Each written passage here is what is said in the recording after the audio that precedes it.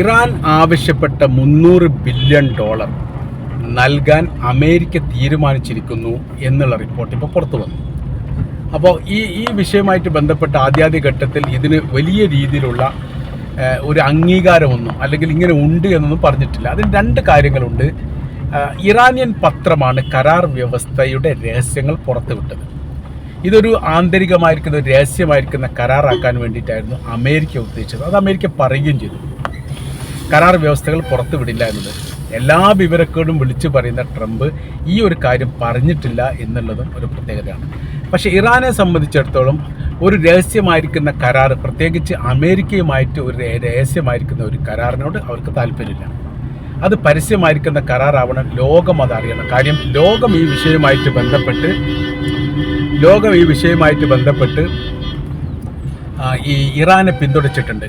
അങ്ങനെ പിന്തുണക്കുന്ന സമയത്ത് അങ്ങനെ ഒറ്റപ്പെട്ടു പോകുന്ന രീതിയിലേക്ക് അവരാകാൻ വേണ്ടിയിട്ട് പാടില്ല എന്നുള്ളൊരു ബോധ്യം യഥാർത്ഥത്തിൽ അവർക്കുണ്ട്. അങ്ങനത്തെ രണ്ട് വിഷയങ്ങൾ ഈ സാഹചര്യത്തിൽ ഈ അവസ്ഥയിലും നിലനിൽക്കുന്നു. അതുകൊണ്ട് എന്ത് ചെയ്തു, ഈ കരാർ വ്യവസ്ഥ അപ്പാടെ തന്നെ പുറത്തുവിട്ടു. $300 ബില്യൺ നഷ്ടപരിഹാരമായിട്ടും $20 ബില്യൺ തങ്ങളുടെ പണം മറ്റ് ലോകരാജ്യങ്ങളിൽ പിടിച്ചു വെക്കപ്പെട്ടതും എന്ത് ചെയ്യണം, തിരിച്ചു നൽകണം എന്നുള്ള കാര്യം അവർ പറഞ്ഞു. ആ കരാർ വ്യവസ്ഥ പാലിച്ചു എന്നും മറ്റൊരു രീതിയിൽ പറഞ്ഞാൽ പിടിച്ചു വെക്കപ്പെട്ട $20 ബില്യൺ നിന്ന് $3 മുതൽ $6 ബില്യൺ ഇറാന് നിലവിലെ സാഹചര്യത്തിൽ തിരിച്ചു നൽകിയിട്ടുണ്ട് എന്നുമാണ് അറിയാൻ വേണ്ടി സാധിക്കുന്നത്. ബാക്കിയുള്ള $300 ബില്യൺ ബന്ധപ്പെട്ടത് പരസ്യമാവുകയും ലോകാടിസ്ഥാനത്തിൽ ചർച്ചയാവുകയും ചെയ്ത സമയത്ത് അതിന് ചില മറുപടികളും ചില വിശദീകരണങ്ങളും അമേരിക്ക പ്രസിഡന്റ് ഡൊണാൾഡ് ട്രംപ് തന്നെയാണ് ഈ വിഷയമായിട്ട് ബന്ധപ്പെട്ട കാര്യം പറഞ്ഞത്. അദ്ദേഹം പറഞ്ഞ കാര്യം ഇങ്ങനെയാണ്: രാജ്യത്തിൻ്റെ നികുതി പണം എടുത്തുകൊണ്ട് $300 ബില്യൺ ഇറാന് നൽകണം എന്നുള്ള ഒരു കരാർ വ്യവസ്ഥ നിലനിൽക്കുന്നില്ല. പകരം കരാർ വ്യവസ്ഥ എന്ന് പറഞ്ഞാൽ വ്യവസായികളും ബിസിനസ്സുകാരും അതോടൊപ്പം തന്നെ ഈ വിദേശ രാജ്യങ്ങൾ GCC രാജ്യങ്ങളിൽപ്പെട്ട സമ്പന്നരുമടക്കമുള്ള ഒരു വിഭാഗം രാജ്യപുരോഗതിയുമായിട്ട് ബന്ധപ്പെട്ടുകൊണ്ട് അവിടെ പണം ബാങ്കിൽ നിക്ഷേപിക്കണം. അതൊരു ലാഭം ഉദ്ദേശിച്ചിട്ടായിരിക്കും ഒരു പക്ഷേ പറഞ്ഞത്. ലാഭം എന്നുള്ള പരാമർശം അവിടെ കാണാൻ വേണ്ടി സാധിക്കുന്നില്ല. എന്നിട്ട് എന്തെങ്കിലും പണം നിക്ഷേപിക്കുക, അവിടെ അമേരിക്കൻ ബാങ്കിൽ ഇറാൻ്റെ ബാങ്കിൽ പണം നിക്ഷേപിക്കുക എന്നതിൽ അതിൽ ഒരു ഭാഗം, ഒരു പങ്കാളിത്തം തങ്ങളും വഹിക്കും. ഇതാണ് അവർ പറഞ്ഞതിൻ്റെ ഉദ്ദേശം. അപ്പോൾ ഈ രണ്ട് കൂട്ടരും എന്ത് ചെയ്യണം, ഈ പറയപ്പെട്ട എല്ലാ വിഭാഗങ്ങളും ഈ രാജ്യ പുരോഗതിക്ക് വേണ്ടി, രാജ്യ വികസനത്തിന് വേണ്ടി, ഇറാൻ്റെ വികസനത്തിന് വേണ്ടി പണം അവരുടെ ബാങ്കിൽ നിക്ഷേപിക്കുക എന്നുള്ളതാണ്. എന്നിട്ട് പുരോഗമനപരമായിരിക്കുന്ന കാര്യത്തിന് വേണ്ടി അത് ഉപയോഗിക്കുക എന്ന രീതിയിലേക്ക് കാര്യങ്ങൾ പോകുന്നു. പക്ഷേ ഇറാൻ പറയുന്ന ഒരു കാര്യമുണ്ട്. അതിന് മറുപടിയായിട്ടും ഇറാൻ പറഞ്ഞിട്ടുണ്ട്. ഇറാൻ ഇങ്ങനെ പ്രതികരിച്ചു കൊണ്ടേയിരിക്കുന്ന എല്ലാ കാര്യത്തിലും ഇറാൻ പറയുന്ന കാര്യം, ആര് നിക്ഷേപിച്ചു, എങ്ങനെ നിക്ഷേപിച്ചു എന്ന കാര്യം തങ്ങളെ സംബന്ധിച്ചിടത്തോളം വിഷയമുള്ള കാര്യമല്ല. തങ്ങൾക്ക് കരാർ വ്യവസ്ഥ പ്രകാരം പറഞ്ഞ $300 ബില്യൺ തങ്ങളുടെ അക്കൗണ്ടിൽ എത്തണം എന്നുള്ളത് നിർബന്ധമാണ്. അപ്പോൾ പിന്നെ അവർക്ക് എന്ത് വേണമെങ്കിലും ചെയ്യാം. അപ്പോൾ ഇതിൽ നിന്ന് മനസ്സിലാക്കേണ്ട കാര്യം, ഇറാൻ മുന്നോട്ട് വെക്കപ്പെട്ട കരാർ വ്യവസ്ഥ അമേരിക്ക പാലിച്ചിട്ടുണ്ട്. കാര്യം എന്ന് പറഞ്ഞാൽ അത് പാലിച്ചിട്ടില്ലെങ്കിൽ അത് അവരുടെ സ്ഥായി ആയിരിക്കുന്ന നിലനിൽപ്പിനെ അത് ബാധിക്കും എന്ന കാര്യത്തിൽ സംശയമില്ല. കാര്യം എന്ന് പറഞ്ഞാൽ അമേരിക്ക എന്ന് പറയുന്ന രാജ്യം ഇപ്പോൾ അവരുടേതായിരിക്കുന്ന നിലനിൽപ്പിന് വേണ്ടിയിട്ടാണ് ഇപ്പോൾ പോരാടുന്നത്. അപ്പോൾ ആ നിലനിൽപ്പ് വളരെ വളരെ പ്രധാനപ്പെട്ടതുമാണ്.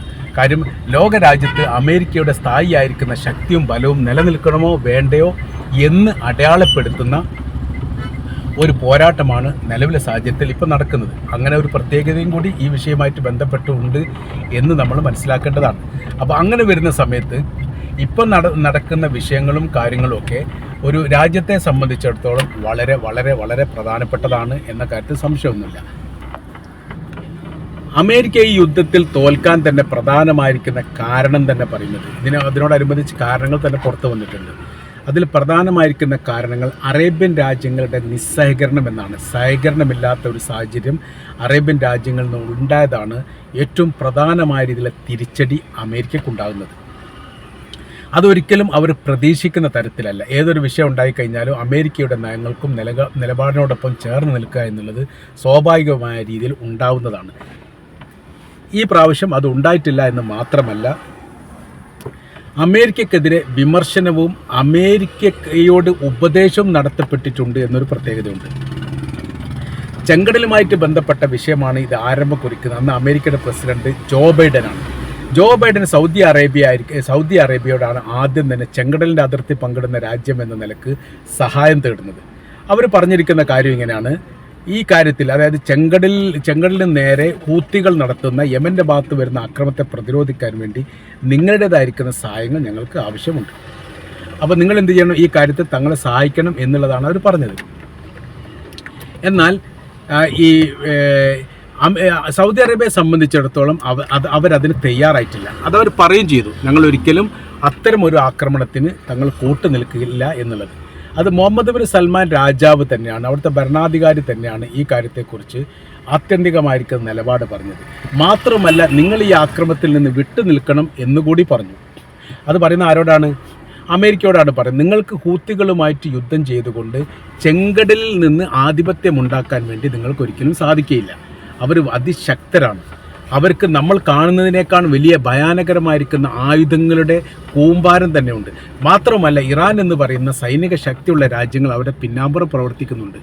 ഇവരെല്ലാവരെയും അതിജീവിച്ചുകൊണ്ട് നമുക്കൊരു ആധിപത്യം ഉണ്ടാക്കിയെടുക്കുക എന്ന് പറയുന്നത് വലിയ പ്രയാസമാണ്. അതുകൊണ്ട് നിങ്ങൾ എന്ത് ചെയ്യണം? അതിൽ നിന്ന് മാറി നിൽക്കണം എന്ന് പറഞ്ഞിട്ടുണ്ട്. എന്നാൽ സൗദി അറേബ്യയുടെ നിലപാടുകളൊന്നും അത്ര പ്രാധാന്യമായിട്ട് എടുക്കാത്ത അമേരിക്ക യുദ്ധത്തിന് പുറപ്പെട്ടു. പക്ഷേ എവിടെയും എത്താത്ത രീതിയിൽ യുദ്ധം അവസാനിച്ചു. അവസാനം ഹൂത്തികളുമായി കരാറുണ്ടാക്കുന്ന സ്ഥിതിയിലേക്കാണ് പിന്നീട് കാര്യങ്ങൾ എത്തിയത്. നിലനിൽപ്പിന് വേണ്ടി അവരതും ചെയ്യപ്പെട്ടു. ഡൊണാൾഡ് ട്രംപ് രണ്ടാമത് അധികാരത്തിൽ വന്ന സമയത്ത് ഇതേ അഭിപ്രായം തന്നെ സൗദി അറേബ്യയോട് ആദ്യം പറഞ്ഞു, നിങ്ങൾ ഈ കാര്യത്തിൽ തങ്ങളെ സഹായിക്കണമെന്നുള്ളത്. മുഹമ്മദ് ബിൻ സൽമാൻ രാജാവ് അദ്ദേഹം പറഞ്ഞു, ഒരിക്കൽ പോലും ഞങ്ങൾ നിങ്ങളെ സഹായിക്കില്ല. കാര്യം എന്ന് പറഞ്ഞാൽ, ഈ മേഖലയിൽ നിങ്ങളെ സഹായിക്കുന്ന സമയത്ത് രണ്ട് പ്രശ്നങ്ങളുണ്ട്. ഒന്ന്, അവരെ പരാജയപ്പെടുത്താൻ സാധിക്കില്ല. രണ്ടാമത്തെ വിഷയം എന്ന് പറയുന്നത്, ഈ കാര്യത്തിൽ അമേരിക്കയെ സഹായിച്ചാൽ അതിനർത്ഥം ഇസ്രായേലിനെ സഹായിച്ചു എന്നുള്ളതാണ്. ഇസ്രായേലിന് വേണ്ടിയിട്ടാണ് നിങ്ങൾ യുദ്ധം ചെയ്യുന്നത്. അങ്ങനെയാകുന്ന സമയത്ത് അതിൻ്റേതായിരിക്കുന്ന പ്രയാസം തങ്ങൾക്കുണ്ട്. അപ്പോൾ രണ്ട് കാരണത്താലും നിങ്ങളെ സഹായിക്കാൻ വേണ്ടി സാധിക്കുകയില്ല എന്ന് തുറന്ന് പറഞ്ഞു എന്നുള്ളതാണ് ഏറ്റവും വലിയ പ്രത്യേകത. സമാനമായ രീതിയിൽ തന്നെയാണ് അവിടെ ഉണ്ടായത്. അവിടെ ഒരിക്കലും വിജയിക്കാൻ വേണ്ടി സാധിച്ചിട്ടില്ല എന്നുള്ള കാര്യം നമുക്കറിയാൻ പറ്റുന്നതാണ്. പിന്നീട് ഏറെക്കുറെ ഇറാന് എതിരായിരിക്കുന്ന നിലപാട് സമീപനങ്ങളൊക്കെ ഒരു പരിധി വരെ അറേബ്യൻ രാജ്യങ്ങളുടെ പക്ഷത്തുണ്ടായിട്ടുണ്ടെങ്കിൽ പോലും ഖത്തറിന് നേരെ ആക്രമണം വന്നതോടുകൂടി അവർ ഒന്നായിട്ട് ഒറ്റയടിക്ക് തന്നെ മാറി. അവർ പറയുന്നു, നിലനിൽപ്പ് ഖത്തറിന് മാത്രമല്ല തങ്ങൾക്കും പ്രയാസമായിരിക്കുന്നു. ഒരിക്കൽ പോലും അമേരിക്കയുടെ നയങ്ങളോടോ സമീപനത്തിനോടോ ഞങ്ങൾ എന്ത് ചെയ്യില്ല, തങ്ങൾ സഹകരിക്കുകയില്ല എന്ന് തുറന്ന് പറയുകയും ചെയ്തു.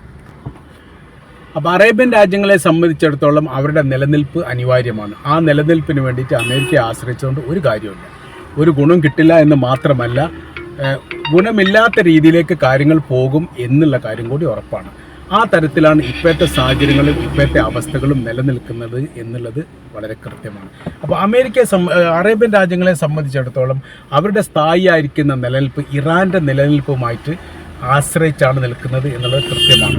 ഈ മേഖലയിൽ ഏതെങ്കിലും ഒരു വിഷയമുണ്ടായാൽ തുറന്നു പറയാനുള്ള ഒരു രാജ്യമായിട്ട് അറേബ്യൻ രാജ്യങ്ങൾ ഇപ്പോൾ ഇറാനെ കാണുന്നു. ഇനി ഇറാൻ്റെ സഹായത്തെ കൊണ്ട് മാത്രം കഴിയില്ലെങ്കിൽ ചൈനയും റഷ്യയുമായിട്ടുള്ള ഇറാൻ്റെ ബന്ധം അറേബ്യൻ രാജ്യങ്ങളുടെ ഗുണപരമായിരിക്കുന്ന കാര്യത്തിന് ഉപയോഗിക്കാം എന്നിടത്തേക്കും അവർ ആലോചിക്കുന്നുണ്ട്. ഈ തരത്തിൽ സർവ്വ മേഖലയിലും ഇറാൻ എന്ന് പറയുന്ന രാജ്യത്തിൻ്റെ നിലനിൽപ്പ് അറേബ്യൻ രാജ്യങ്ങളെ സംബന്ധിച്ചിടത്തോളം അവർക്ക് നിർബന്ധമായിട്ടും ആവശ്യമാണ് എന്നിടത്തേക്ക് കാര്യങ്ങൾ എത്തുന്നു. അതുകൊണ്ട് എല്ലാ കാര്യങ്ങളും, യുദ്ധവുമായിട്ട് ബന്ധപ്പെട്ട എല്ലാ രഹസ്യങ്ങളും ഒരിക്കലും പുറത്തു വരില്ല എന്ന് മാത്രമല്ല, എല്ലാ കാര്യവും അറിയാനും വേണ്ടി സാധിക്കുകയില്ല. ഇതിൽ നിന്ന് ചില മീഡിയകൾ ഈ വിഷയവുമായിട്ട് ബന്ധപ്പെട്ട് ചെറിയ തരത്തിലെങ്കിലും പുറത്തുവിടുന്ന വിവരം ഇങ്ങനെയാണ്. തീർച്ചയായിട്ടും വലിയ സഹായങ്ങൾ അറേബ്യൻ രാജ്യങ്ങൾ ഇറാന് ചെയ്തു കൊടുക്കുന്നുണ്ട്. അത് അവരുടെ നിലനിൽപ്പുമായിട്ട് ബന്ധപ്പെട്ട വിഷയത്തിനാണ്. അത് വലിയ ഗുണപരമായ രീതിയിൽ ഭവിക്കും എന്ന കാര്യത്തിൽ യാതൊരു സംശയവുമില്ല. അപ്പോൾ അറേബ്യൻ രാജ്യങ്ങൾ നിലനിൽക്കണോ വേണ്ടയോ എന്നുള്ളതിൻ്റെ ഉത്തരമാണ് ഇറാൻ എന്ന് പറയുന്ന രാജ്യം നിലനിൽക്കണോ വേണ്ടയോ എന്നുള്ളത്. ആ നിലനിൽപ്പും ഈ നിലനിൽപ്പും തമ്മിൽ അഭേദ്യമായിരിക്കുന്ന ബന്ധമുണ്ട് എന്നൊരു തിരിച്ചറിവും അവർക്കുണ്ടായിരിക്കുന്ന രാഷ്ട്രീയ നിരീക്ഷകർ ഈ വിഷയവുമായിട്ട് ബന്ധപ്പെട്ട് പറയുകയും ചെയ്തിട്ടുണ്ട്. ഏതായിരുന്നാലും നമുക്ക് കൂട്ടി വായിക്കാൻ പറ്റുന്ന ഒരു യാഥാർത്ഥ്യം എന്ന് പറഞ്ഞാൽ, അല്ലെങ്കിൽ ഒരു സത്യം എന്ന് പറയുന്നത്, ഒരിക്കൽ പോലും ഇറാനെ പരാജയപ്പെടുത്താൻ അല്ലെങ്കിൽ ഇറാൻ്റെ നിലനിൽപ്പിനെ ബാധിക്കുന്ന തരത്തിലുള്ള ഒരു സമീപനവും അറേബ്യൻ രാജ്യങ്ങളുടെ ഭാഗത്തുനിന്ന് ഉണ്ടാവില്ല എന്ന് മാത്രമല്ല, വലിയ രീതിയിൽ ആ രാജ്യത്തിൻ്റെ നിലനിൽപ്പിന് വേണ്ടിയിട്ട് അറേബ്യൻ രാജ്യങ്ങൾ ഇറാനെ സഹായിക്കുന്നുണ്ട് എന്നുള്ളൊരു യാഥാർത്ഥ്യം കൂടി രാഷ്ട്രീയ വർത്തമാന കാലത്ത് ഇപ്പോൾ നിലനിൽക്കുന്നു എന്നുള്ളതാണ് ഇതിൻ്റെ യാഥാർത്ഥ്യം.